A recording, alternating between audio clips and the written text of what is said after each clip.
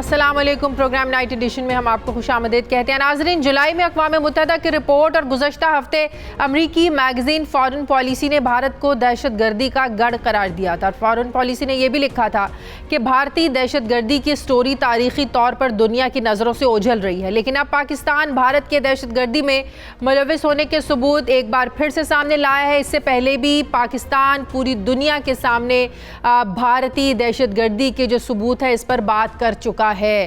بھارت کے اس مکروہ چہرے پر یقیناً اب زیادہ دیر نقاب نہیں رہے گا. آج وزیراعظم کے معاون خصوصی برائے قومی سلامتی ڈاکٹر موحید یوسف نے بھارتی میڈیا کو ایک انٹرویو دیا. اس انٹرویو میں بھارت کا پاکستان کے اندر دہشت گردی میں ملوث ہونے کا سارا کٹا چٹا کھول کر ڈاکٹر موحید یوسف نے پوری دنیا کے سامنے رکھ دیا. ڈاکٹر موحید یوسف نے بھارتی صحافی کو دیے گئے انٹرویو میں یہ انکشاف کیا کہ پاکستان کے پاس بھارت کی دہشت گردوں کو مالی معاونت امداد فراہم کرنے کے ثبوت موجود ہیں. اے پی ایس سانحے میں بھی بھارت ملوث تھا. اے پی ایس حملے کا ماسٹر مائنڈ حملے کے وقت بھارت کی خفیہ ایجنسی را سے رابطے میں تھا. اور یہ صرف دعوے نہیں ہیں, پاکستان کے پاس بھارت سے کی گئی فون کالز کے تمام ثبوت بھی موجود ہیں. ڈاکٹر موحید یوسف نے انٹرویو میں مزید کہا کہ بھارتی خفیہ ایجنسی را نے ایک پڑوسی ملک میں موجود سفارت خانے کے ذریعے چائنیز قونصلیٹ, پی سی گوادر اور سٹاک ایکسچینج پر حملہ بھی کروایا, جبکہ چینی قونصلیٹ حملے میں ملوث اسلم اچھو کے پرائمس ہسپتال نیو دلی میں علاج کے ثبوت بھی پاکستان کے پاس موجود ہیں. ڈاکٹر موحید یوسف نے ایک اور حیران کن انکشاف یہ کیا کہ ابھی حال ہی میں را افسران کی نگرانی میں افغانستان میں ٹی ٹی پی اور دہشت گرد تنظیموں کو ضم کیا گیا اور اس کے لیے $10 لاکھ دیے گئے, جبکہ بھارت کے اندر نظام انصاف کے اوپر سوالات اٹھاتے ہوئے ڈاکٹر موحید یوسف کا یہ کہنا تھا کہ سمجھوتا ایکسپریس جیسی دہشت گردی میں ملوث ہندو پرست دہشت گردوں کو ہندوستانی عدالتوں نے رہا کر دیا. یہ کیسا انصاف ہے؟ انٹرویو میں ڈاکٹر موحید یوسف نے بھارت پر یہ واضح کیا کہ پاکستان امن چاہتا ہے, لیکن بھارت کے ہندوتوا حکومت کی جو ظالمانہ پالیسیز ہیں یہ راستے میں حائل ہیں. بھارت کے ساتھ مذاکرات ہو سکتے ہیں, لیکن اس کے لیے کچھ شرائط ہیں, جن میں پہلی شرط یہ ہے کہ مقبوضہ کشمیر کے جو سیاسی قیدی ہیں ان کو فوری رہا کیا جائے. دوسری شرط یہ ہے کہ مقبوضہ کشمیر میں غیر انسانی فوجی محاصرے کا خاتمہ کیا جائے. تیسری شرط یہ ہے کہ مقبوضہ کشمیر میں آبادی کے تناسب کی تبدیلی کے لیے لاگو قانون کو ختم کیا جائے. چوتھی شرط یہ ہے کہ مقبوضہ کشمیر میں انسانی حقوق کی خلاف ورزیوں کو روکا جائے, جبکہ آخری اور سب سے اہم شرط بات یہ ہے کہ پاکستان کے خلاف ہندوستان کی ریاستی دہشت گردی کا خاتمہ کیا جائے. ان شرائط کے علاوہ بھارت سے کبھی مذاکرات نہیں ہو سکتے.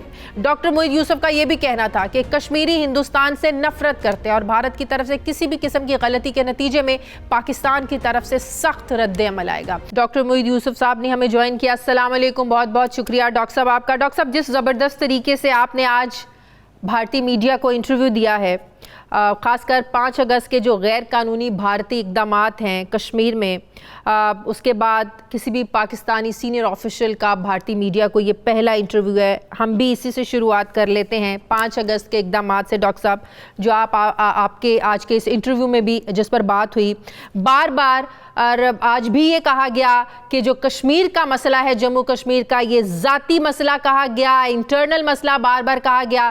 جب آپ سے بار بار یہ بات کی جا رہی تھی, سوال یہ کیا جا رہا تھا, ذرا میں چاہتی ہوں پوری دنیا کو بتائیے کہ اس ڈھٹائی پر آپ نے بھارت کو آئینہ کیسے دکھایا اس سوال پر؟ یہ شازیہ, آج جو ہے نا تھوڑا سا ہدف مشکل تھا, اور اس کی وجہ یہ ہے کہ پاکستان نے 2 باتیں باور کرانی تھی, اور اسی لیے فیصلہ ہوا کہ انٹرویو دینا چاہیے جب ان کی درخواست آئی. ایک کہ ہم امن کے لیے کھڑے ہیں, وہ 1 قدم لیں ہم 2 لیں گے, ہم رسپانسبل ریاست ہیں. دوسرا کہ امن حاصل کرنے کے لیے ایک انوائرمنٹ چاہیے, ایک ایسے اقدامات چاہیے جس میں کوئی نظر آئے کہ نیت ہے آگے چلنے کی. تو یہ دونوں چیزیں جو ہیں ان کے سامنے رکھنی تھی. اللہ تعالیٰ کا بڑا کرم ہے, میرا خیال ہے کسی حد تک ہمیں کامیابی ہوئی, حالانکہ میرے سے بہت بہتر لوگ ہیں سسٹم میں جو شاید یہ کر سکتے تھے.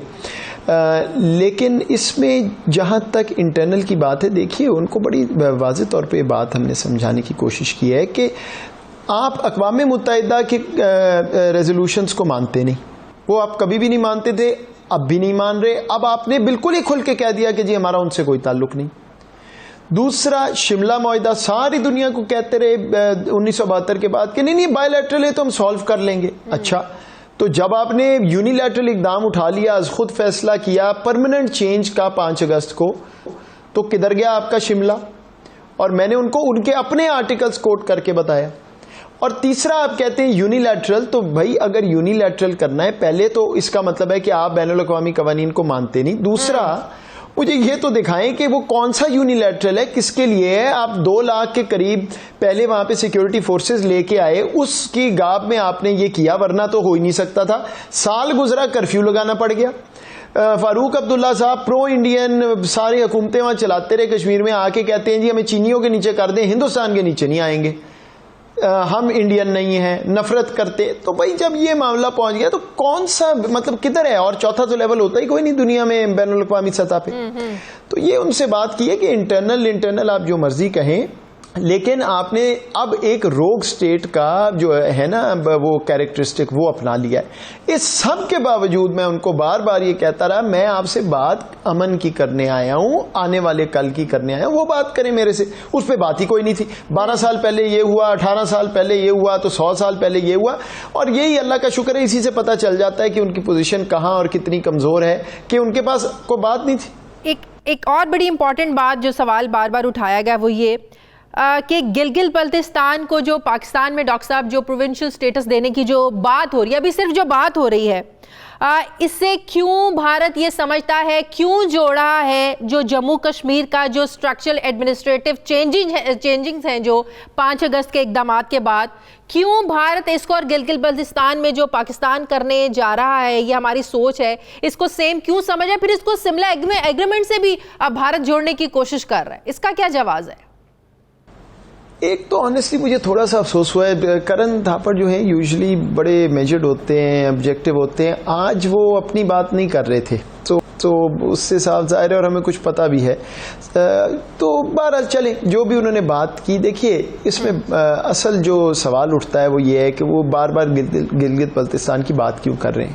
اس کی وجہ یہ ہے کہ وہ مقبوضہ کشمیر میں ایک نیریٹو چلا رہے ہیں کہ جی بھارت اور پاکستان میں تو ہو گیا سودا, اور وہ یہ ہے کہ آپ ادھر تو ہم ادھر, تو اب جو مقبوضہ کشمیر کے مسلمان ہیں وہ تو بس انڈیا کے ساتھ ہیں اور سودا. اس پہ انہوں نے آرٹیکل بھی لکھوایا, یہ بات بھی, تو اس کو واضح کرنا ضروری تھا کہ جناب پہلی تو بات ہے سودا تو ہو ہی نہیں سکتا, لائن آف کنٹرول ہی تو مسئلہ ہے, اس کو کیسے سولوشن کو بنا سکتا ہے, یہ تو آپ بھول ہی جائیں.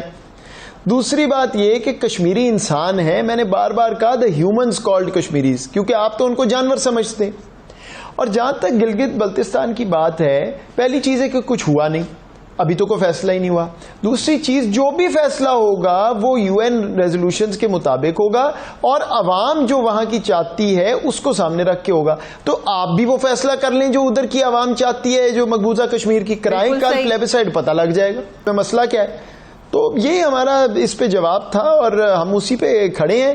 لیکن میں یہ بھی کہوں گا کچھ ہماری بھی غلطیاں ہیں. دیکھیے یہ نہیں ہونا چاہیے ایسے کہ ایک بات ہو پبلک ڈیبیٹ اور پھر وہ جس کو مائک مل جائے وہ اپنی تقریر شروع کر دے. ہوئی ہیں ایسے ارسپانسبل سٹیٹمنٹ جن سے لگتا ہے کہ پتہ نہیں کیا ہو گیا. جب یہ ڈسکشن ہو رہی تھی گلگت بلتستان کو پروونشل سٹیٹس دینے کی جو باتیں ہو رہی تھی, اپوزیشن جماعتیں اس پر بحث کر چکی ہیں کہ جو آپ کرنے جا رہے ہیں بھارت کو یہ کہنے کا موقع ملے گا کہ جو ہم کشمیر میں کیا ہے وہ آپ کریں تو پھر کیا فرق رہ گیا, تو اس سے کشمیر کا جو موقف ہے اس کو ٹھیس پہنچے گی. یہ باتیں ہمارے ملک میں ہو چکی ہیں.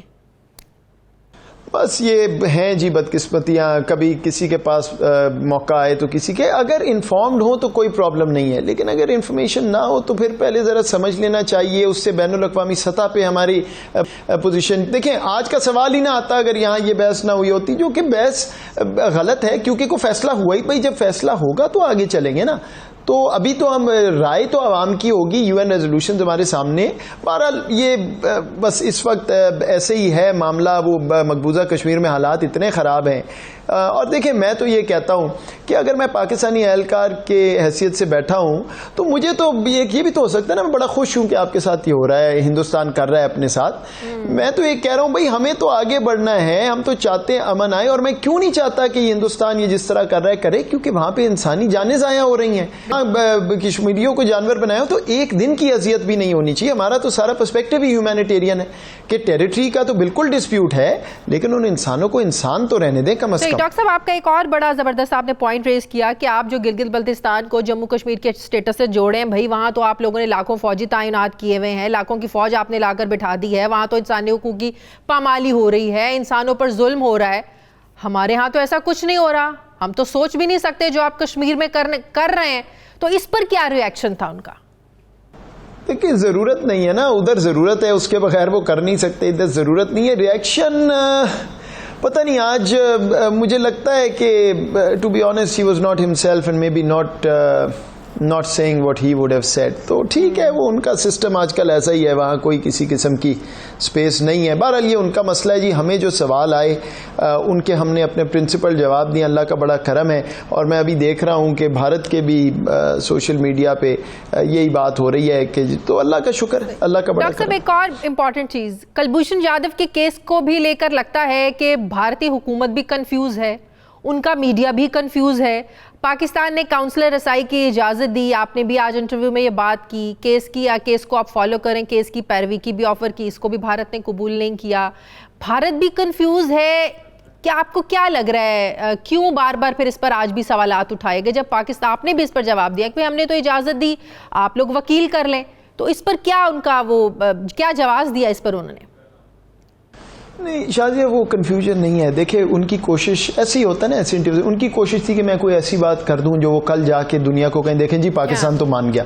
تو وہ کوشش ٹھیک ہے, وہ میں نے آپ کو کہا نا, شاید وہ آج کرن تھاپڑ نہیں تھے جو نارملی ہوتے ہیں, تو وہ اس لیے بھی تھا. لیکن بہرحال میں نے تو وہ انگریزی کی اصطلاح جو کہ ناٹ فار انٹرویوز, لیکن میں نے تو آج کہہ دیا ہے کہ بھائی you been caught with your pants down. جب کلبھوشن کی بات آتی ہے تو اب آپ جو بھی سوال کریں اس سے فرق کیا پڑتا ہے. پوائنٹ یہ ہے کہ وہ تو آپ کے سامنے ہے کہ مسئلہ. اچھا ڈاکٹر صاحب, پاکستان نے جو بامعنی میننگ فل ڈائلاگس کے لیے جو شرائط رکھی, جو آپ نے آج اپنے انٹرویو میں بات کی کہ مقبوضہ کشمیر کے سیاسی قیدیوں کی فوری رہائی, مقبوضہ کشمیر میں غیر انسانی فوجی معاشرے کا خاتمہ, 4-5 شرائط آپ نے اپنے انٹرویو میں بات کی, اس پر ان کا کیا مائنڈ سیٹ آپ کو نظر آیا؟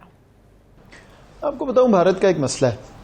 آپ اس وقت وہ ہوتا ہے نا رائڈنگ دا ٹائیگر, وہ ایک ایسی لائن پہ چل پڑے ہیں کہ کمٹمنٹ ٹریپ ہے. اگر وہ صحیح چیز کرتے ہیں, نظر ان کو دیکھیں, اگر ہمیں پتا ہے تو ان کو نہیں پتا کہ کیا حالات ہیں اس وقت مقبوضہ کشمیر میں, ان کو نہیں پتا کہ یہ بیک فائر کر گیا, ان کو نہیں پتا کہ ریورس تو کرنا پڑے گا. لیکن اگر وہ یہ مان جاتے ہیں تو ساری RSS کی بیس ختم ہو جاتی ہے, تو پیچھے رہتا کیا ہے سیاست میں اس وقت کی حکومت کے پاس. اگر وہ نہیں کرتے تو کشمیر میں امپلوژن ہو جاتا ہے, کیونکہ وہ جہاں پہنچ گیا ہے, اگر فاروق عبداللہ یہ کہہ رہا ہے تو باقی تو آپ خود ہی سوچ لیں. تو یہ وہ پھنس گئے ہیں. تو اس لیے ریاکشن یہی ہے کہ جی نہیں, یہ تو ریورس تو ہو نہیں سکتا. تو میں نے ان کو یہی کہا بھی اگر نہیں ہو سکتا تو پھر بائی فورس ہو جائے گا, تو خود ہی اپنی عزت بچائیں, سوچ لیں. بٹ آف کورس ایک صحافی نے تو نہیں بتانا تھا کہ کیا ان کی پوزیشن ہے, وہ تو حکومت ہی بتائے گی. لیکن مجھے یہی نظر آتا ہے کہ وہ بالکل اس وقت پھنسے ہوئے ہیں, رستہ چاہیے.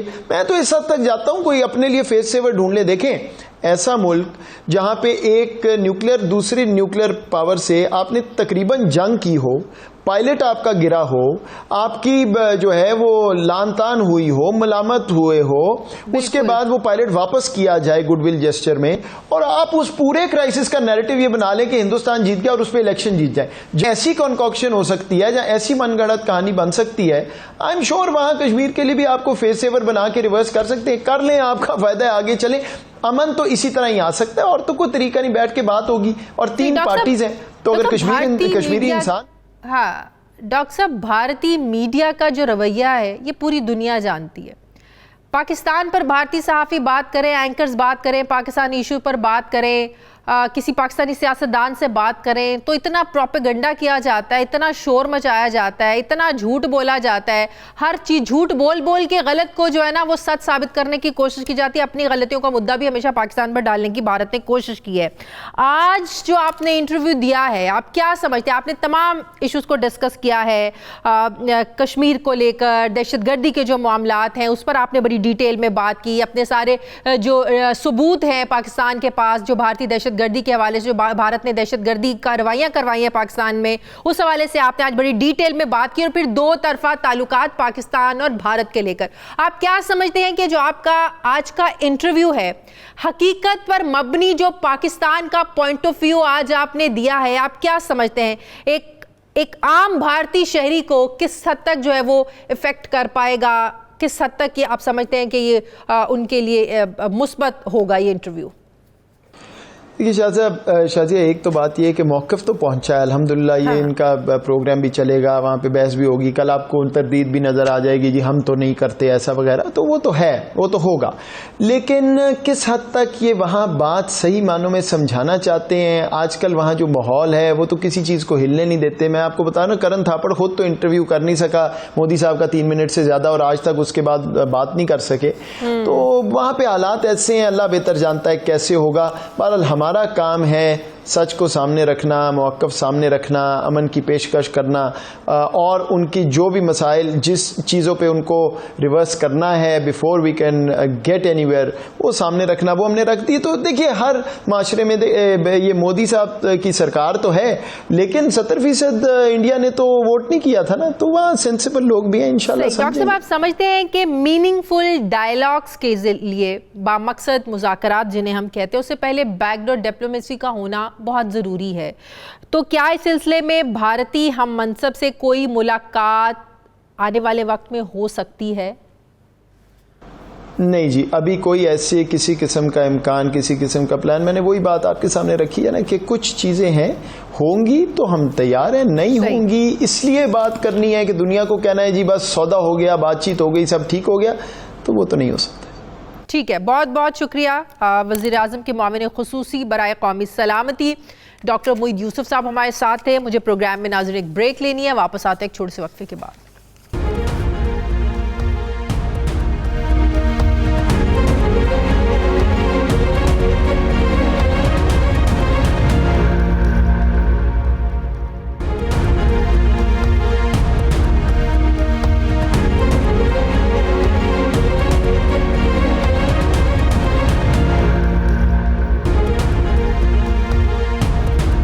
بریک کے بعد ایک بار پھر سے آپ کو خوش آمدید کہتے ہیں۔ ناظرین، پاکستان ڈیموکریٹک موومنٹ کے 16 اکتوبر کے جلسے سے پہلے ملک میں سیاسی بیانیے کی جنگ کا آغاز ہو چکا ہے۔ ایک طرف وزیر اعظم ٹی وی انٹرویوز اور عوامی تقریبات کے ذریعے اپوزیشن کا جو ایجنڈا ہے اس کو ہدف تنقید بنا رہے ہیں، تو دوسری طرف اپوزیشن رہنما بھی میڈیا کے پلیٹ فارم کو استعمال کر رہے ہیں اور حکومتی جو پالیسیز ہیں اس کو تنقید کا نشانہ بنا رہے ہیں۔ گزشتہ روز مریم نواز نے ایک انٹرویو دیا اور یہ کہا کہ ہمارا جو مقابلہ ہے یہ انتہائی کم ظرف لوگوں سے ہے جنہیں رشتوں کی پاسداری کا لحاظ نہیں ہے اور وہ صرف انتقام کی آگ میں جل رہے ہیں۔ والدہ کے انتقال اور والد کی طبیعت خراب ہونے اور پھر ان کے بیرون ملک علاج کے لیے روانگی تک میں خوف میں مبتلا تھی کہ میرے کچھ کہنے سے کہیں والد پر کوئی سختی نہ آ جائے۔ مریم نواز نے مسلم لیگ نون کے بیانیے کے حوالے سے یہ کہا کہ یہ اینٹی اسٹیبلشمنٹ بیانیہ نہیں ہے، لوگ جان بوجھ کر اسے اینٹی اسٹیبلشمنٹ بیانیہ قرار دیتے ہیں، جبکہ نواز شریف نے ہمیشہ کرداروں کے حوالے سے بات کی ہے، نہ کہ اداروں کی بات کی ہے۔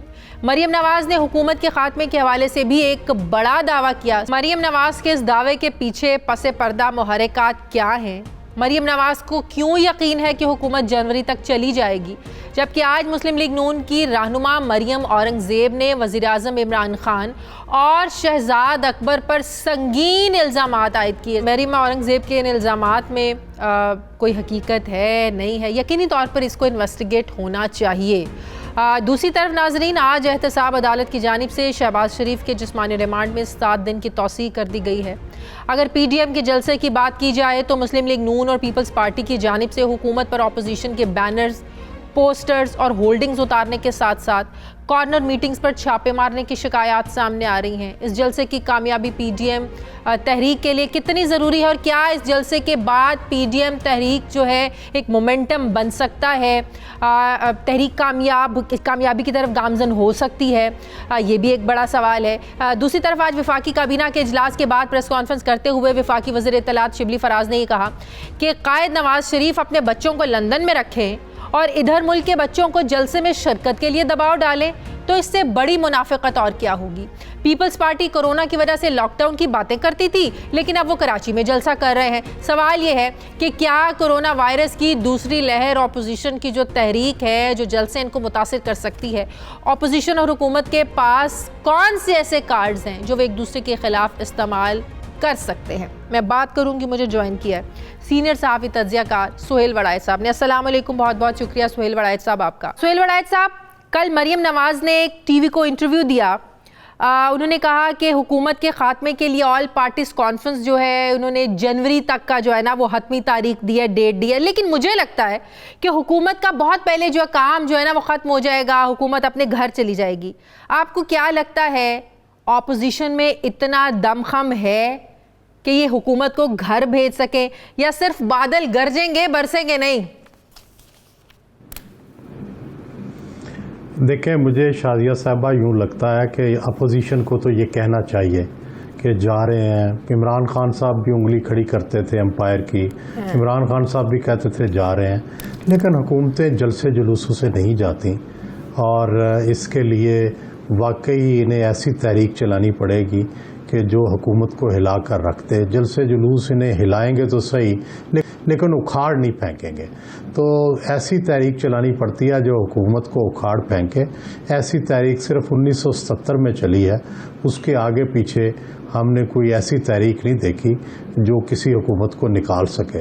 حکومتوں کو ہلا دیتی ہیں تحریکیں، ان کی تحریک بھی ہلا دے گی، لیکن سیاستدان ہمیشہ خوش فہمی میں رہتے ہیں، انہیں رہنا بھی چاہیے۔ جیسے عمران خان بھی کہتے تھے کہ یہ حکومت جا رہی ہے، اسی طرح مریم کو بھی حق ہے کہ وہ کہیں، اور ہو سکتا ہے انہیں کوئی ایسی آس ہو، ایسی امید ہو جس کا ہمیں پتہ نہیں۔ تو حکومت کو گھر بھیجنے کے لیے 1970 والے حالات پیدا ہوں تو یہ حکومت گھر جا سکتی ہے، ویسے نہیں ہونا چاہیے۔ بالکل، میں تو سمجھتا ہوں کہ 5 سال حکومت کو مینڈیٹ اپنا پورا کرنا چاہیے، لیکن حکومت کی کچھ دوسری ذمہ داریاں بھی ہیں کہ وہ اپوزیشن کو بھی ساتھ ملا کے چلے، لیجسلیشن کرے، عوام کا خیال کرے، تو تبھی جا کر اس کے اوپر جو ٹرسٹ ہے 5 سال کا، تبھی وہ پورا ہو سکتا ہے۔ اگر لیکن حکومت یہ ٹرسٹ پورا نہ کرے تو پھر ظاہر ہے اس کو چیلنج ہو جاتا ہے، اپوزیشن تنگ آ گئی ہے کہ ان کے ساتھ اچھا سلوک نہیں ہو رہا، ان کا احتساب ہو رہا ہے، اور احتساب بھی وکٹمائزیشن کی حد تک ہو رہا ہے، اس لیے وہ بھی اپنا کام کرنے میں حق بجانب لگتے ہیں۔ آپ کو لگتا ہے حکومت اس تحریک کو، ان جلسوں کو اپنے لیے ایک چیلنج سمجھ رہی ہے؟ وہ تو کہتے ہیں بھئی ہمیں کوئی ڈر خوف نہیں، ہمارے لیے تو سب سے بڑا جو چیلنج ہے وہ تو ہے اس وقت مہنگائی۔ اگر ان کے لیے بڑا چیلنج نہیں ہے تو پھر آپ دیکھیں کہ کس طریقے سے پنجاب حکومت نے اب تک صوبے میں 200 سے زائد پولیس افسران کے تبادلے کیے ہیں۔ گجرانوالہ میں نیا سٹی پولیس آفیسر ہی انہوں نے جو نا لگا دیا ہے، پرانے والے کو جو ہے نا وہ بدل دیا ہے۔ تو آپ کو لگتا ہے کہ کہیں نہ کہیں خوف تو ہے، کہیں نہ کہیں چیلنج تو سمجھ رہی ہے ان اقدامات سے، لگ رہا ہے حکومت کو؟ جی ڈیفینیٹلی، یہ تو کہنا بالکل حقیقی نہیں ہوگا کہ حکومت کو خطرہ نہیں ہے، اور دوسرا گجرانوالہ گڑھ ہے، لاہور گڑھ ہے PMLN کا، یہ جلسہ اگر انہوں نے روکا نہ، محدود نہ کیا تو یہ بہت بڑے جلسے ہوں گے، اور ان کا ظاہر ہے سیاسی اثر پڑے گا، اور ظاہر ہے سیاسی اثرات میں اپوزیشن کا حوصلہ بڑھے گا اور حکومت کا حوصلہ ٹوٹے گا۔ لیکن ساتھ ہی ساتھ اگر حکومت حوصلہ کر گئی اور اس نے برداشت کر لیا جیسا کہ کرنا چاہیے، تو پھر ہم بھی یہ کہیں گے کہ حکومت نے بڑا جمہوری رویہ رکھا اور جلسے جلوس ہونے دیے اوپن ہینڈڈ، لیکن اگر راستے میں رکاوٹیں ڈالیں تو ظاہر ہے حکومت کے جمہوری رویوں پر بھی سوال اٹھ جائے گا۔ کہیں کورونا ہی رکاوٹ نہ ڈال دے۔ کورونا کی دوسری لہر نے تو وہ آپ کو پتہ ہے کہ بڑے عرصے سے کہا جا رہا تھا کہ دوسری لہر شروع ہو سکتی ہے۔ آج NCOC نے بلکہ سفارش کر دی ہے کہ جلسے جلوسوں پر پابندی لگائی جائے۔ آپ کو لگتا ہے کہ اگر کوئی ایسے مجمع کو مختصر کرنے کی کوشش کی تو بہت ٹھیس پہنچے گی اپوزیشن کی اس تحریک کو؟ It's to late. NCOC کی یہ جو وارننگ ہے یہ ٹو لیٹ ہے، کیونکہ جلسے ہو سکتا ہے لوگ خود احتیاط کریں، ماسک پہن لیں۔ اب تو یہی ہونا چاہیے کہ خود احتیاط کریں، ماسک پہن لیں اور تھوڑا تھوڑا فاصلہ رکھیں، سوشل ڈسٹینسنگ۔ جلسے میں یہ گنجائش موجود ہوتی ہے کہ آپ اتنی بڑی جگہ ہوتی ہے کہ آپ جگہ رکھ سکتے ہیں، لیکن ظاہر ہے اس طرح کے اجتماعات سے کرونا کے پھیلنے کا امکان تو بڑھے گا۔ اچھا سہیل صاحب، آپ کو بھی پتہ ہے نواز شریف صاحب کی یہ لائن یا یہ ان کا بیانیہ کہ ہماری لڑائی جو ہے وہ عمران خان اس حکومت کے خلاف نہیں ہے، جو اس حکومت کو لے کے آئے ہیں ان کے خلاف ہم جو ہے نا لڑائی لڑنے جا رہے ہیں۔ کل جو مریم نواز نے انٹرویو دیا، انہوں نے صاف واضح الفاظ میں کہا بھئی ہمارا تو بیانیہ اینٹی اسٹیبلشمنٹ نہیں ہے، یہ جان بوجھ کے ہمارے بیانیے کو اینٹی اسٹیبلشمنٹ کا رنگ دینے کی کوشش کی جا رہی ہے۔ تو یہ جو ایک یو ٹرن کہہ لیں یا پالیسی میں تبدیلی کہہ لیں، اگر یہ ہوا ہے ایسے تو اس کی کیا وجہ لگتی ہے آپ کو؟ ایک طرف آپ 360 کے اینگل پہ اتنا اوپر جا کے گرجتے ہیں برستے ہیں، دوسری طرف آپ کہتے ہیں بھی ہمارا تو اینٹی اسٹیبلشمنٹ بیانیہ ہی نہیں ہے۔ دیکھیں شازیہ، سمجھنے کے لیے میں ایک عام سا سیاست کا طالب علم ہوں، تو دونوں کی کوشش کیا ہے؟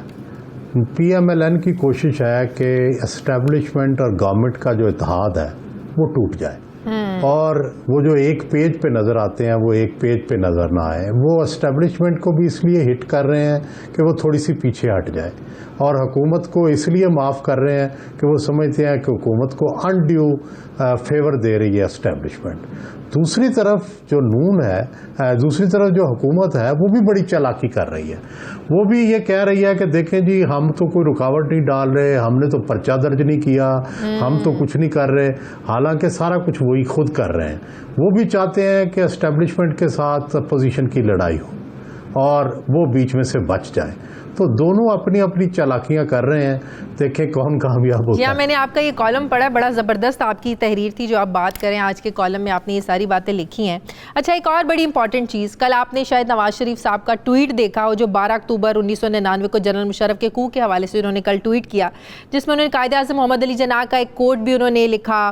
پھر اس کے بعد جو ٹویٹ تھا اس میں کہا کہ 72 سال پہلے اسٹاف کالج کوئٹہ میں قائد اعظم کی ہدایت پر عمل کیا جاتا، نہ سکوت ڈھاکہ جیسا سانحہ ہوتا، نہ 12 اکتوبر 1999 جیسی بغاوت ہوتی، اور نہ ہی عوام کے منتخب وزیر اعظم کو گرفتار کرنے کے لیے پرائم منسٹر ہاؤس کو فتح کیا جاتا۔ اس لیے ہم کہتے ہیں ووٹ کو عزت دو۔ لیکن میرا سوال یہ ہے کہ سہیل صاحب، کیا نواز شریف صاحب کا یہ جو بیانیہ ہے یہ ایک ٹویٹ سے جسٹیفائی ہوتا ہے؟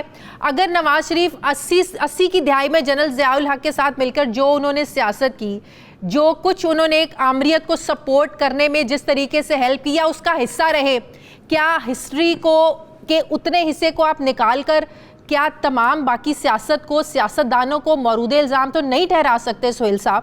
اس کا نقصان اس وقت کا کیا نقصان جمہوریت کو نہیں ہوا آج؟ شازیہ بالکل آپ صحیح کہہ رہی ہیں، تاریخ سے کوئی چیز بھی نکالی نہیں جا سکتی، لیکن تاریخ میں لوگوں نے اپنے کردار پر نظر ثانی کی ہے۔ قائد اعظم بھی ایک زمانے میں کانگریس میں تھے اور پھر وہ مسلم لیگ میں آئے۔ اسی طرح چرچل کے بارے میں چرچل نے کئی سیاسی جماعتیں بدلی، کئی نقطہ نظر بدلے۔ تو دنیا میں ایوالو تو چیزیں ہوتی ہیں، ایوولوشن ہوتا ہے، لوگ اپنے نقطہ نظر کو بہتر کرتے ہیں۔ اصل سوال یہ ہوتا ہے کہ آپ کا آخری نقطہ نظر کیا ہے، آپ کس نتیجے پہ پہنچے ہیں۔ تو نواز شریف جس نتیجے پہ بھی پہنچے ہیں اب اس کو دیکھنا پڑے گا۔ ان کی ماضی کی غلطیوں کو ہم کرٹیسائز کرتے رہیں گے، ان کی شخصیت کو ہم یہ کہتے رہیں گے کہ آپ نے ماضی میں یہ غلطیاں کی ہیں، لیکن جب ہم ان کا حال کا نقطہ نظر دیکھیں گے تو ظاہر ہے اس کے اوپر بھی اپنی رائے دیں گے کہ ان کا اب جو موجودہ نقطہ نظر ہے وہ اینٹی اسٹیبلشمنٹ، پرو ڈیموکریسی اور پرو سسٹم ہے۔ آپ کو نہیں لگتا جب وہ جلا وطنی میں تھے یہی انقلابی باتیں اور ایسے ہی بیانیے وہ تب بھی اپنایا کرتے تھے؟ لندن میں صحافیوں کے ساتھ جب وہ باتیں کرتے تھے، ملاقاتیں کرتے تھے، یہی انقلابی رویہ تب بھی تھا سہیل صاحب؟ یہ درست ہے کہ جب وہ اقتدار میں آئے تو پریگمیٹسٹ ہو گئے، عملیت پسند ہو گئے، لیکن ہمیں یہ بھی دیکھنا پڑے گا کہ اس عملیت کے پسندی کے باوجود ان کا جو اینٹی اسٹیبلشمنٹ بیانیہ تھا بالآخر انہیں اسٹیبلشمنٹ سے لڑا گیا، اور بالآخر ان کا انجام بھی تمام تر عملیت پرستی کے باوجود ان کا انجام تو وہی ہوا کہ وہ بالآخر تصادم ہوا اور وہ نکل گئے اقتدار سے۔ تو اس لیے ہمیں جو الٹیمیٹ نتیجہ ہے وہ بھی دیکھنا پڑے گا۔ ٹھیک ہے، بہت بہت شکریہ صحافی صحافی تجزیہ کار سہیل ورائد صاحب ہمارے ساتھ تھے۔ مجھے جوائن کیا ہے مسلم لیگ نون کے سینئر رہنما میاں نواز شریف صاحب اور مریم نواز کے ترجمان کی حیثیت سے پہلی دفعہ زبیر صاحب میرے پروگرام میں شرکت کر رہے ہیں. السلام علیکم, بہت بہت شکریہ زبیر صاحب آپ کا. السلام علیکم. زبیر صاحب, حکومت نے تو پورے ملک میں جلسوں کی اجازت دے دی ہے, پھر بھی اپوزیشن کو اعتراضات ہیں, تحفظات ہیں کارنر میٹنگز کے حوالے سے, جلسوں کے حوالے سے. کیا آپ لوگوں کے اعتراضات, تحفظات کیا ہیں؟ حکومت تو کہہ رہی بھائی جلسے کریں آپ. ایون کہ NCOCC نے آج کہا کہ کرونا کی وجہ سے آپ جلسوں پہ, اجتماعات پہ پابندی لگائیں. حکومت نے کہا نہیں, ہم اپوزیشن کو کمزور ہونے کا, مظلوم بننے کا موقع نہیں دیں گے. مطلب ایک تو حکومت کی پالیسی کیا ہوتی ہے ہمیں نہیں پتا. دیکھیں, یہ حکومت کو بھی بڑے اچھی طرح سے پتا کہ جلسے کو خراب کرنے کے کیا طریقہ کار ہوتے ہیں. جب آپ کہتے ہیں کہ جی کارنر میٹنگ آپ کر رہے ہیں, آپ نے فلانی اجازت دی تھی, فلانی چیز کی تھی, بینر یہاں لگانے کی اجازت دی تھی, کتنا بڑا بینر لگانا تھا اس کی اجازت دی تھی, یہ سارے وہ ہتھ کنڈے ہوتے ہیں جو کہ ہر ڈکٹیٹر استعمال کرتا ہے جب اس نے روکنی ہوتی ہے ایک پاپولر موومنٹ کو.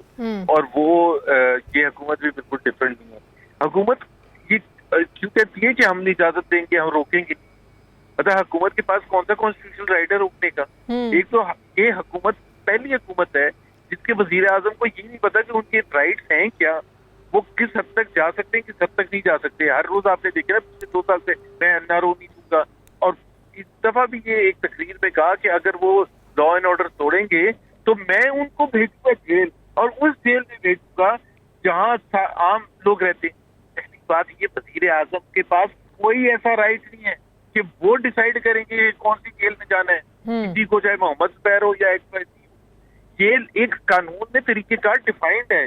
یہ عمران خان وہ بادشاہ نہیں ہے اس ملک کے. ان کو یہ غلط فہمی ہو گئی ہے کہ یہ بادشاہ ہیں جس طرح کسی ملکوں میں ہوتے ہیں جن کے پاس ٹوٹل کنٹرول ہوتا ہے جو مرضی کرنا ہو.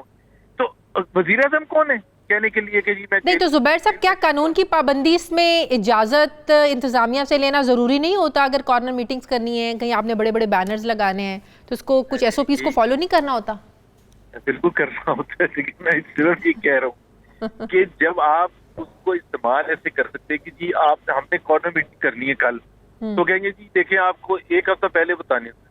او بھائی, آپ جب تک چاہے آپ بزنس ہو چاہے کوئی اور چیز ہو, آپ حکومتوں کا کام ہوتا ہے فیسیلیٹیٹ کرنا, رکاوٹیں نہیں ڈالنا. اگر آپ کوئی رکاوٹ ڈالنے والی پالیسی کرتے تو پھر بزنس بھی نہیں چلتا. اگر آپ نے کسی کو اجازت نہیں دینی کوئی چیز امپورٹ کرنے کی, ایکسپورٹ کرنے کی, تو آپ 100 بہانے کر سکتے ہیں, اور پتہ چل جاتا ہے کہ آپ 100 بہانے. حکومت کہتی ہے ہمارے لیے تو چیلنج ہی نہیں ہے اس وقت, ہمارے لیے بڑا چیلنج مہنگائی ہے. ہمیں کیا, ہمیں تو کوئی خوف نہیں ہے ان کی تحریک سے, جتنے جلسے کرنے ہیں, جلوس کرنے ہیں کریں, وہ تو مہنگائی سے نمٹ رہے ہیں, وہ تو وہاں بیزی ہیں, کیوں آپ ان کو اس پہ جو ہے نا وہ 2 سال کے بعد, 2 سال سے زیادہ ہو گیا, وزیر اعظم صاحب نے ایک ٹویٹ کیا. میں کہتا ہوں یہ ٹویٹ کسی جگہ بھجوانا چاہیے جو لیجنڈری ٹویٹ ہے کہ جی اسٹارٹنگ دس منڈے میں جو ہے یہ قیمتوں کو کم کرنے کے لیے پورا اپنا ٹائم یا جتنا دیا فوکس کروں گا. وزیر اعظم صاحب کو پہلے وزیر اعظم بننے سے پہلے یہ نہیں بتایا گیا تھا سلیکٹڈ وزیر اعظم کو کہ نمبر 1 جو رسپانسبلٹی ہوتی ہے حکومت کی وہ پرائز کنٹینمنٹ ہوتی ہے, اور خاص طور پر تھرڈ ورلڈ ملک میں کہ جو قیمتیں ہوتی ہیں وہ تمام پاکستانیوں کو افیکٹ کرتی ہیں, اور خاص طور پر جو نچلا طبقہ ہوتا ہے. سو اگر چینی کی قیمت 53 روپے سے 110 روپے ہوگی, وہ جو پاکستانی دکان میں جا رہے ہیں نا, اس سے کوئی خرچ نہیں ہے کہ یہ کس کی وجہ سے اس کی جیب پر ڈاکہ ڈال دیا حکومت, اس کی زندگی بحال کر رہی ہے. یہ اس حکومت کو سمجھ ہی نہیں آتی ہے, اور ٹائیگر فورس کو اناؤنس کرتی ہے کہ وہ جا کے قیمتیں چیک کریں. میرا خیال ہے کہ ٹرائبل ایریا میں جا کے حکومت کریں, جہاں یا سٹون ایج سے انہوں نے سیکھا ہوا ہے کہ حکومت کیسے ہوتی ہے. بھائی دیر از اے میکنزم, پرائز مانیٹرنگ. آپ تو پرائم منسٹر کے لیے اتنے امپورٹنٹ ہیں کہ جمعے کو ایک لائر فورم سے انہوں نے خطاب کیا, آپ کا نام لیے بغیر انہوں نے آپ کا ذکر کیا. میں ذرا اس پہ سن لیں پہلے, پھر اس کو ذرا کامنٹ کریں. ذرا پلے کیجئے گا پلیز. ایک ان کا نیا اسپوکسمن بنا ہے. اب میں کیا کہوں, ہمارے منسٹر کا بھائی ہے. نواز شریف کو اس نے آیت اللہ خمینی کے ساتھ ملا دیا. آیت اللہ خمینی کو باہر زبردستی بندوق کی نوک پہ بھیجا گیا تھا. یہاں منتیں کر کر کے بیماریاں ہو گئیں, 6 بیماریاں ہو گئیں, 12 بیماریاں ہو گئیں. آیت اللہ خمینی उसके लिए हेलीकॉप्टर से लाहौर से निहारियां नहीं आया करती थी। आयतुल्लाह खोमेनी की लंदन में अरबों अरबों रुपए की उसके और उसके बच्चों की जायदादें नहीं थी। 4 बड़े बड़े महंगे लंदन के फ्लैट्स उसके बेटी के नाम नहीं आ गए। अब जुबैर साहब जो मिनिस्टर हैं उनके भाई भी आप हैं, तो क्यों मिला रहे हैं अब नवाज शरीफ को आयतुल्लाह खोमैनी से? ये हमारी जो ये पीटीआई है ना, ये झूठ बोलने में नंबर 1 है। मैंने क्या कहा था आपको बता देता हूँ, और उसके बाद आप तय कर लें कि मैंने मिलाया था या नहीं मिलाया था। मैं हामिद मीर के शो में था, उसमें उसने फवाद चौधरी ने ये कहा कि आज तक किसी ने बाहर से बैठ के मूवमेंट रन नहीं किया है, ऐसा कोई मॉडल दुनिया की तारीख में नहीं है। मैंने कहा मैं आपको तारीख दुरुस्त कर दूं, अगर आपको नहीं पता, आयतुल्लाह खुमैनी ने अपनी तमाम मूवमेंट जो थी शाह ऑफ ईरान के खिलाफ फ्रांस में बैठ के, शाह ऑफ ईरान का जहाज उड़ गया था और उसके बाद वो लैंड किए थे तेहरान एयरपोर्ट पर खुमैनी। ये मिलाना कहाँ से होता है? मैंने तो कभी भी नहीं कहा। और दूसरी बात ये, मुझे तो ये भी नहीं पता खुमैनी साहब को निहारी पसंद थी, दाल पसंद थी, उनको पसंद थी या नहीं, नवाज शरीफ साहब को नहीं, पसंद थी? मैं आपको सॉरी सुन ले, अगर खुमैनी साहब को खाने का बहुत शौकीन थे तो क्या उनकी जो वो ग्रेटनेस थी वो कम हो जाती? नहीं, इमाम खुमैनी वो इमाम Khomeini for what he was. लेकिन वो कहते हैं कि वो उनको बंदूक की नोक पे भेजा गया, यहाँ तो मिन्नतें कर करके।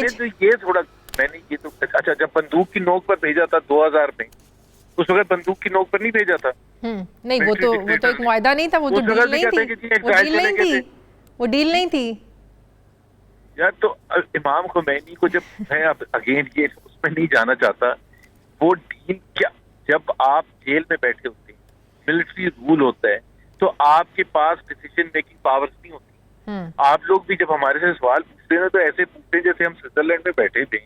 तो मियां नवाज शरीफ लंदन भी चले गए, और भाई जब इंसाफ के तकाजे आप स्विट्जरलैंड और बरतानिया जैसे कर देंगे तो किसी को बाहर जाने की जरूरत नहीं होती। हमारी तारीख में कभी भी पॉपुलर लीडर के साथ, वो जो हिलरी क्लिंटन ने आज कहा है ना डीप स्टेट के हवाले से, वो बिल्कुल ऐसे ही है कि जब आप किसी को एक्साइल में भेजेंगे, जब आप किसी को कत्ल करवा देंगे, कभी किसी को हैंग करवा देंगे, किसी को फारिग करवा देंगे, तो वो कोई अच्छी मिसालें नहीं है।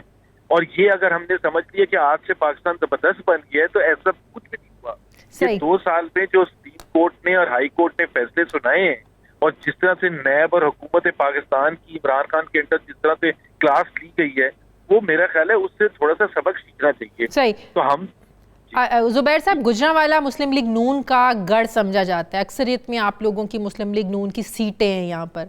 आप लोगों को लगता है कि एक बहुत बड़ी गैदरिंग, मजमा लोगों का इकट्ठा करने में, एक बड़ा जलसा करने में आप लोग कामयाब हो जाएंगे? और दूसरी बात ये कि स्टेडियम में अब जलसा नहीं कर रहे, आप लोग कह रहे हैं जीटी रोड पे जलसा करेंगे। पहली बात है, ये वही जगह है जहाँ मियां नवाज शरीफ ने किया था जब वो निकाले गए थे वहां से, वज़ीर आज़म के ओहदे से डिस्क्वालीफाई हुए थे। तो ये हम समझते हैं कि ये सबसे ज्यादा एडजस्ट कर सकते हैं। दूसरी बात ये है कि मैं आपको शायद बता दूं, जब हमने ये मूवमेंट के बारे में सोचा और फिर ऐलान किया, तो हमें ये नहीं पता था कि हमें इतनी जल्दी कामयाबी मिलेगी। और उसका हम जरूर शुक्रिया अदा करना चाहते हैं इमरान खान का और टीम का, जिन्होंने इतना स्ट्रॉन्ग रिएक्शन करके पॉलिटिकल टेम्परेचर इतना हाई ले गए, जो कोई भी ऑपोजिशन के लिए बेहतरीन सिचुएशन होती है। ऑपोजिशन सोचिए कि कैसे पॉलिटिकल टेम्परेचर हाई करें, कैसे कोई गड़बड़ है। इन्होंने रोज 3-3, 4-4 प्रेस कॉन्फ्रेंसेस करते हैं, शिब्बी फराज साहब करते हैं, शहजाद अकबर करते हैं, फयाज चौहान करते हैं, और पता नहीं शहबाज गिल करते हैं। और इमरान खान साहब की जो पूरी स्पीच आपने की है, वो पूरे उस पर उससे हुआ क्या है, हमें हमारे जो लोग हैं मुतहर्रिक हो गए। अच्छा। हमारे लोगों में जोश और जज्बा आ गया। तो आप, अगर आपने कहा कि हम मुकाबला करने के लिए तैयार हैं, क्या फयाज चौहान ने, शिब्बी फराज ने ये पिछले 2-3 हफ्ते में कभी आके ये कहा, जिस दिन इन्फ्लेशन की फिगर्स आई है, कि जी हम किस तरह से प्राइसेस को कंट्रोल करना चाहेंगे? आज इनको होश आया है कि जब अवाम की तरफ से इनको तान तान हो रही है, तो फिर इनको ख्याल आया कि जी अब हम प्राइसेस को कंट्रोल किया करेंगे, और कंट्रोल करने के लिए टाइगर फोर्स को भेजना शुरू करेंगे। यार खुदा का खौफ करें, मुल्क चलता है इस तरह से। ठीक है, बहुत बहुत शुक्रिया। मुस्लिम लीग नून के सीनियर रहनुमा बैर हमारे साथ थे। मुझे नाज़रीन प्रोग्राम में एक ब्रेक लेनी है, वापस आते हैं वक्फे के बाद।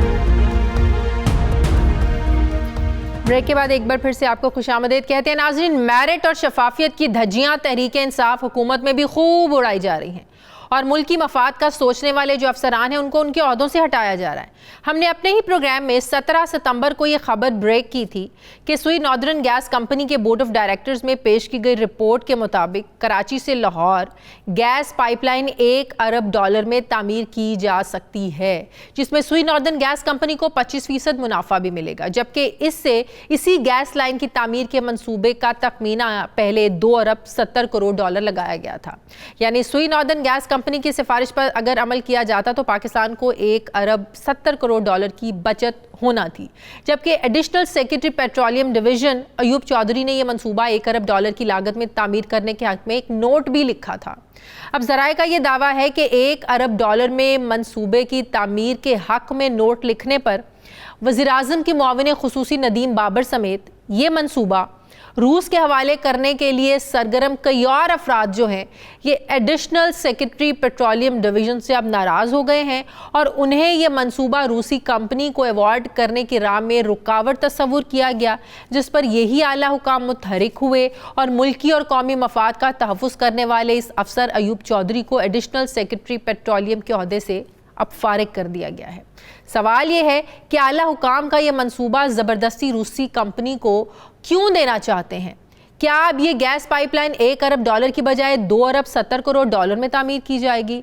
दूसरी तरफ एक और अहम खबर ये कि नैब रेफरेंस के डर से तहरीक इंसाफ हुकूमत ने 33 बुलेट प्रूफ लग्जरी गाड़ियां ज़ेर इस्तेमाल लाने के लिए पॉलिसी और रूल्स दोनों तब्दील कर दिए। इस पर भी हम पिछले हफ्ते स्टोरी कर चुके हैं, शेयर कर चुके हैं आपसे। ये गाड़ियां अब वज़ीर-ए-आज़म ऑफिस, ऐवान सदर, वजारतों और VVIPs के ज़ेर इस्तेमाल रहेंगी। हैरानकुन बात यह है कि यही गाड़ियां खिलाफ ज़ाब्ता इस्तेमाल करने पर नैब साबिक वज़ीर-ए-आज़म नवाज शरीफ और शाहिद खाकान अब्बासी समेत ग्रेड 22 के अफसरान के खिलाफ रेफरेंस तैयार कर रहा है, जबकि बरसर इक़्तिदार अफराद रूल्स तब्दील करके कौम के पैसों से इन गाड़ियों पर जो है ना अब वो सफ़र कर रहे हैं। ये दोहरा म्यार है ज़ाहिर है हुकूमत का। मैं बात करूंगी इस्लामाबाद के ब्यूरो चीफ सुहेल इकबाल भट्टी से। अस्सलाम वालेकुम, बहुत बहुत शुक्रिया सुहेल भट्टी आपका। सुहेल भट्टी, जब हुकूमत ने सुई नॉर्दर्न गैस कंपनी को इस मंसूबे पर काम करने की जिम्मेदारी दे दी थी, क्योंकि सुई नॉर्दर्न जो गैस कंपनी है ये कराची से लाहौर तक इसी सलाहियत की पाइपलाइन पहले तामीर करने का तजुर्बा भी रखती है। मैंने अपने इंट्रो में बताया कि हमने अपने इसी प्रोग्राम में नाइट एडिशन में 17 सितंबर को ये खबर ब्रेक की थी कि नॉर्थ साउथ गैस पाइपलाइन की तामीर $2 अरब 70 करोड़ में अब नहीं होगी, बल्कि ये सिर्फ $1 अरब में तामीर की जा सकती है। तो आखिर क्या वजह है ये जो लोग नाराज़ हो रहे हैं, हुकूमती जो हुकाम है, आला हुकाम है, क्यों नाराज़ हो रहे हैं? क्यों नहीं चाहते ये लोग कि जो मुल्की मफाद के हक़ में जो है फ़ैसले हों और जो कौम का पैसा बचाया जाए? शादी बहुत परेशान कुन सूरत हाल बन चुकी है, चूँकि पाकिस्तान जिस तवानाई के बहरान से दोचार है, बिलखसूस गैस के हवाले से हमें मजबूरन दरामदी गैस पर इन्हिसार करना पड़ रहा है, चूँकि कई सालों तक हमने अपनी मुल्की गैस की पैदावार को डिस्करेज किया है, जिसके नतीजे में और कोई और ऑप्शन नहीं कि आपने LNG इंपोर्ट करनी है। नए टर्मिनल 2 मज़ीद लगने हैं। जब नए टर्मिनल लग जाएंगे तो उस गैस ने ट्रांसपोर्ट होकर लाहौर तक पहुँचना है। उसके लिए लाजिम है कि नॉर्थ साउथ गैस पाइपलाइन तमीर की जाए। अब चूँकि GIDC के मद में पैसे भी मिलने हैं, हुकूमत के पास पैसे भी मौजूद हैं, तो उससे पहले 2015 से रूस के साथ हुकूमती बुनियाद के ऊपर इस मंसूबे के ऊपर बातचीत जारी थी। हमेशा ये कंसर्न रहा है मुस्लिम लीग नून के दौर हुकूमत में भी कि हायर साइड के ऊपर एक इजाफी कीमत के ऊपर इस पाइपलाइन को उस वक्त भी इसका मुआहदा करने की कोशिश की गई, जो कि तय ना पा सका। अब दोबारा अटैम्प्ट हुई कि $2.7 बिलियन के अराउंड हमें रूसी 2 कंपनियों का कंसोर्शियम है, उसको ये ठेका दे देना चाहिए। लेकिन additional secretary petroleum division Ayub Chaudhary साहब, जो कि सुई नॉर्दर्न के बोर्ड ऑफ डायरेक्टर में शामिल थे, और उसके साथ साथ चेयरपर्सन सुई northern board of directors Ruhi साहिबा ने MD सुई नॉर्दर्न को टास्क दिया कि आप वर्किंग कीजिए कि जो गैस पाइपलाइन हम भी तामीर कर सकते हैं, इसके क्या टेक्निकल, लीगल और फाइनेंशियल इसका स्ट्रक्चर होगा। सारी वर्किंग हुई, उसके डॉक्यूमेंट्स हमें मसूल हुए, और इसके ऊपर अयूब चौधरी साहब ने, जो कि मेरिट, शफाफियत और कौमी दौलत का बेहतरीन तहफ़्फ़ुज़ करते हुए उन्होंने नोट लिखा, पुटअप किया कि हमें ये मंसूबा $1 अरब में हम मुकम्मल कर सकते हैं। चलें कुछ थोड़ी सी फ्लेक्सिबिलिटी आप और इसमें रख सकते हैं, लेकिन $1 अरब और $2.7 अरब बहुत जमीन आसमान का फर्क है। उन्होंने इसके ऊपर नोट लिखा कि ये बेंचमार्क हम इसे बना सकते हैं, कौमी अदालत का हमें तहफ़्फ़ुज़ करना चाहिए, और उसके साथ जो मुल्की कंपनियां हैं, सुई नॉर्दर्न है, सुई सदर्न है, उन्हें मौका मिलना चाहिए, उनकी प्रॉफिटेबिलिटी बढ़ेगी, कंपनी सर्वाइव करेंगी। एक शानदार नोट उन्होंने लिखा। हमने ये खबर ब्रेक की और आप सुनकर हैरान होंगी कि पेट्रोलियम डिवीजन के आला हुकाम उनसे इस कदर खाइफ हुए कि अयूब चौधरी जो कि additional secretary petroleum division policy थे, उन्हें उनके ओहदे से हटा दिया गया है। कि कम से कम कीमत में इस प्रोजेक्ट को तामीर करने का नोट लिखा जिस ऑफिसर ने प्लानिंग की, उसको इसकी सजा ये मिल गई कि उसको ओहदे से हटा दिया गया। ये सिंसियरिटी है। देखिए, उन्होंने बहुत प्रोफेशनल लाइन उन्होंने अडॉप्ट की। उनका ये कहना था कि हमने मुल्की दौलत का तहफ़्फ़ुज़ करते हुए कम से कम कीमत के ऊपर ये पाइपलाइन बिछानी है, चूंकि अल्टीमेटली इसका खमियाजा अवाम ने भुगतना है, उनके ऊपर बर्डन पड़ेगा और ज़र मुबादला के ज़खायर पर दबाव बढ़ेगा जब इसकी कीमत बैरून मुल्क जाएगी डॉलर्स में। तो उन्होंने कहा कि हमें मसाबती अमल अडॉप्ट करना चाहिए, हमें एक ओपन बिडिंग कर लेनी चाहिए, जो कंपनी कम तरीन बोली देगी शफाफियत के असूलों के मुताबिक उसको ये ठेका अवार्ड कर देना चाहिए, ताकि ज़र मुबादला की भी बचत हो और कम से कम कीमत के अंदर ये पाइपलाइन तमीर हो सके। अब पैसे पाकिस्तान के पास मौजूद हैं, नॉर्दर्न के पास पहले ही ये कैपेसिटी मौजूद है कि इस एक और इम्पोर्टेंट चीज वक्त का वो भी मैं डिस्कस करना चाहती हूँ। ये भी हम अपने प्रोग्राम में ये स्टोरी शेयर कर चुके हैं कि मौजूदा हुकूमत ने 2016 में सार्क समिट के लिए खरीदी गई 33 बुलेट प्रूफ लग्जरी गाड़ियाँ वज़ीर आज़म ऑफिस, ऐवान सदर, मुख्तलिफ वजारतों और VVIPs के ज़ेर इस्तेमाल लाने के लिए पॉलिसी और रूल्स तब्दील कर दिए हैं। पिछले हफ्ते में हमने स्टोरी की थी, ये तब्दील होने जा रहे हैं। आज हम ये स्टोरी दे रहे हैं कि ये पॉलिसी और रूल्स तब्दील कर दिए हैं, जबकि ये गाड़ियाँ खिलाफ ज़ाब्ता इस्तेमाल करने पर साबिक हुकूमत के 2 वज़ीर आज़म और ग्रेड 22 के अफसर जो है ना वो करप्शन केस में ज़ाहिर है पेशियाँ भी भुगत रहे हैं, नैब रेफरेंस भी तैयार कर रहा है। तो ये कैसे हो सकता है कि ये हुकूमत भी इस्तेमाल करे लेकिन अपने फ़ायदे के लिए, कि इनको सज़ा ना हो, इनके खिलाफ रेफरेंस ना बने, आप पॉलिसी बदल दें, रूल्स ले आएँ, और जब पहले ये काम कर चुके हैं उनको सज़ाएँ मिल जाएँ। तो ये तो बहुत बड़ा दोहरा म्यार है, तजाद है आपकी पॉलिसीज़ में, आपकी सोच में। शादी बिल्कुल दोहरा म्यार है और नैब की लैंग्वेज के अंदर इसी को ही कहते हैं मिसयूज़ ऑफ अथॉरिटी। देखिए, एक वो मामला जिसके अंदर 2 साबिक वज़ीर आज़म के खिलाफ नैब ने तहकीकात की, चूंकि पॉलिसी और रूल्स के खिलाफ उन्होंने गाड़ियाँ इस्तेमाल की, नैब ने पूरा केस अपना बिल्ड किया और उनके खिलाफ रेफरेंस तैयार कर लिया गया। ग्रेड 22 के 2 अफसरान को भी उसके अंदर एक्यूज्ड मुल्जिम नॉमिनेट किया गया है। दूसरी साइड के ऊपर पाकिस्तान तहरीक इंसाफ के दौर हुकूमत में भी वही गाड़ियाँ मेरी इतलात के मुताबिक 2 लाख किलोमीटर से ज़्यादा इस्तेमाल हुई। जब हुकूमत को पता चला कि ये पॉलिसी के अंदर इजाज़त नहीं थी, रूल में इजाज़त नहीं थी, और पहले नैब से पूछा गया कि क्या आप हमें इजाज़त दे सकते हैं कि हम इन गाड़ियों का इस्तेमाल कर लें, नैब ने इजाज़त ना दी तो आप कैबिना आपकी अपनी है, वेल एंड गुड, आप कैबिना में लेके गए। 2016 की सितंबर 2016 का ICC का फैसला तब्दील करवा दिया गया है, रूल्स 1980 के रूल्स तब्दील करवा दिए गए हैं, और अब ये गाड़ियाँ जो महंगी तरीन गाड़ियाँ हैं, प्राइम मिनिस्टर ऑफिस इस्तेमाल करेगा, VIPs इस्तेमाल करेंगे, ऐवान सदर इस्तेमाल करेगा, वफाकी वजारतें इस्तेमाल करेंगी, तो कौमी खजाने के ऊपर, अवाम के पैसों के ऊपर खर्च भी बढ़ेगा, गाड़ियों का इस्तेमाल और नई मिसाल कायम की जा रही है मौजूदा हुकूमत में। बहुत बहुत शुक्रिया। सुहेल इकबाल भट्टी हमारे साथ हैं। नाज़रीन, हमारे प्रोग्राम का वक्त खत्म हो गया। प्रोग्राम के लिए आप हमें फीडबैक ज़रूर दीजिएगा। मेरी आपसे मुलाकात होगी कल। अपना ख्याल रखिएगा। मुझे इजाज़त दीजिए। अल्लाह हाफ़िज़।